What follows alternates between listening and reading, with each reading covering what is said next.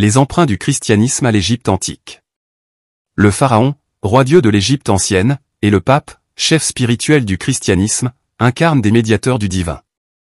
Par ailleurs, l'étude attentive des symboles, des rituels et de la mythologie révèle que le christianisme a emprunté nombre d'éléments à la civilisation égyptienne, en ce qui concerne les fonctions du pape, les rites religieux ou même les grandes figures de la foi. Le pharaon était à la fois souverain politique et chef religieux, considéré comme un dieu vivant, fils de Ré, incarnation d'Horus. Le pape, lui, est le vicaire du Christ, représentant de Dieu sur terre. Tous deux concentrent en leur personne le pouvoir terrestre et céleste, et agissent comme intermédiaires entre les hommes et le monde divin. En effet, cette fusion du pouvoir politique et spirituel, déjà centrale dans la tradition égyptienne, se retrouve dans l'Église catholique, qui fait du pape un lien direct entre Dieu et les hommes. De nombreux éléments rituels et symboliques du christianisme ont leur origine dans la civilisation égyptienne. Par exemple, l'onction sacrée, utilisée lors des sacres, des baptêmes et d'autres rites chrétiens, découle des pratiques égyptiennes de consécration des pharaons, qui recouraient également à des huiles saintes pour marquer leur élévation spirituelle et politique. De même, l'accoutrement du pape, comprenant la mitre, le bâton pastoral, le pallium et l'anneau, reprend les codes visuels associés aux pharaons, tels que la double couronne, skent, le némès rayé, ainsi que la houlette et le fléau, symbole de son autorité divine. Enfin, l'utilisation de l'encens, des chants liturgiques, des processions et des sanctuaires sacrés dans le christianisme trouve également des parallèles dans les rituels des cultes d'Osiris ou d'Amon-Ré, où ces éléments étaient utilisés pour établir un lien avec le divin et sanctifier les lieux de culte. En outre, le récit de la passion d'Osiris, où ce dieu bienveillant est trahi, assassiné et ressuscité, rappelle, par sa structure, la passion du Christ, qui a souffert, a été crucifié et a triomphé de la mort pour apporter le salut. Ce parallèle entre la passion d'Osiris et celle du Christ renforce l'idée d'une adaptation des thèmes spirituels de l'Égypte antique. La croix ankh, symbole de la vie éternelle, est omniprésente dans la spiritualité égyptienne. Le christianisme adopte la croix de Jésus comme symbole central de la mort, de la résurrection et du salut. Cette continuité du passage vers l'éternité constitue une réinterprétation de l'héritage égyptien. Dans la mythologie égyptienne, les parallèles les plus éloquents avec le christianisme apparaissent notamment dans l'histoire de la triade Isis-Osiris-Horus, qui présente des points communs étonnants avec le récit chrétien de Marie, Dieu et Jésus.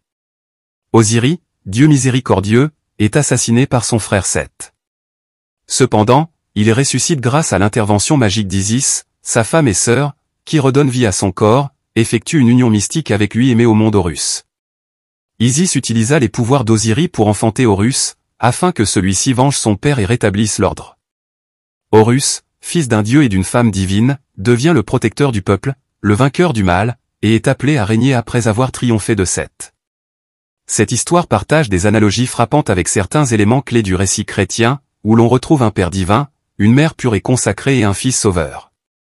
De plus, comme dans la naissance divine d'Horus sans union charnelle, la naissance de Jésus est aussi marquée par une conception miraculeuse. Le thème de la lutte contre le mal est également commun aux deux traditions. À l'instar d'Horus triomphant de Seth, Jésus, par sa résurrection après sa crucifixion, triomphe de Satan et du mal, annonçant ainsi l'établissement d'un nouveau règne spirituel. Tant dans l'Égypte antique que dans le christianisme, ces récits véhiculent un même message de victoire sur les forces du mal. Ces ressemblances ne sont pas une simple coïncidence. À l'époque de la naissance du christianisme, le culte d'Isis était encore largement pratiqué dans tout le bassin méditerranéen, y compris à Rome. Les représentations d'Isis allaitant Horus ont sans aucun doute influencé l'iconographie chrétienne de Marie et Jésus. De fait, ces emprunts ont facilité une transition culturelle en douceur entre la religion égyptienne et le christianisme. La vie après la mort, au cœur de la religion égyptienne, se retrouve pleinement dans la foi chrétienne.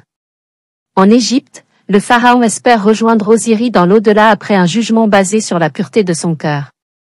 De même, dans le christianisme, la résurrection du Christ ouvre la voie au salut éternel des croyants, eux aussi jugés selon leur foi et leurs œuvres.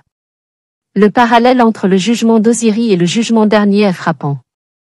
Le christianisme ne s'est pas construit dans un vide. Il s'est développé dans un monde imprégné de traditions religieuses grecques, juives, orientales, mais surtout égyptiennes. Qu'il s'agisse des symboles, des vêtements liturgiques, des rituels ou des récits fondateurs, l'empreinte de l'Égypte antique est bien présente, et les emprunts sont nombreux. Ainsi, Le pape, chef suprême de l'Église catholique, perpétue un modèle de pouvoir spirituel dont les racines plongent jusqu'au temps des pharaons. Axel Hilary. Pour vous informer davantage, retrouvez-nous sur www.ladepêchetabidjan.info, la vitrine de la renaissance culturelle de l'Afrique.